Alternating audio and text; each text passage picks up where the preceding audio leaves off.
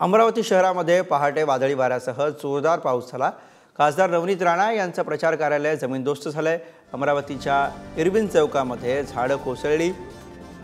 अमरावतीमधली दृश्य आपण बघतोय। वादळी वाऱ्यामुळे मोठं नुकसान झालेलं आहे।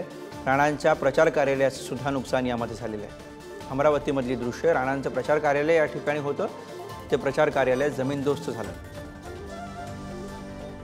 वर्तवलेल्या अंदाजानुसार गेल्या 3 ते 4 दिवसापासून विदर्भाच्या अनेक भागात पाऊस पडतो आहे।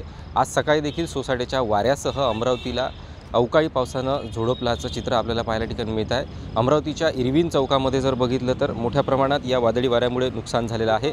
अमरावती शहरात असलेलं नवनीत राणा यांचं मुख्य प्रचार कार्यालय जे आहे त्या इथे सोसाट्याचा वारा आला आणि हा जो पूर्ण मंडप आहे हा उन्मळून पडल्याचं चित्र आपल्याला या ठिकाणी पाहायला मिळत आहे। संपूर्ण जिल्ह्याची धुरा जी आहे ती या प्रचार कार्यालयातून सांभाळली जाते, कारण या ठिकाणावरूनच नवनीत राणांच्या प्रचाराच्या गाड्या असतील, मुख्य नियोजन असेल, या सर्व गोष्टी या मुख्य कार्यालयातूनच पार पडत असतात। मात्र हा जो महत्त्वाचा जो इथलं प्रचार कार्यालय आहे ते सध्या सोसाट्याच्या वाऱ्यामुळे हे उन्मळून पडलेलं आहे। आपण या ठिकाणी पाहू शकतो की काही कटवेज देखील या प्रचार कार्यालयाच्या बाहेर लावण्यात आलेले होते, ते कटवेज देखील पडलेले आहेत। सोबतच याला जे वॉल कंपाऊंड केलेले जे पक्के टिनाचे जे शेड होते ते देखील कोसळलेले आहेत। इतका भयंकर असा सोसाट्याचा वारा या ठिकाणी झाला असावा आणि त्यामुळेच हे मोठ्या प्रमाणात नुकसान झालेलं आहे। यासोबतच जर बघितलं तर अमरावतीच्या इरविन चौकामध्ये जिल्हा रुग्णालयाच्या बाहेरील परिसरात रस्त्यावरील जे झाडाचे आहेत फांद्या जे तुटून पडलेल्या आहेत, त्यामुळे रस्त्यावरची वाहतूक जी आहे ती काही काळ थांबलेली होती। त्यामुळे आजपासून सकाळपासून महानगरपालिकेकडून रस्त्यावरील झाडे काढण्याची कामं आता सुरू झालेली आहेत।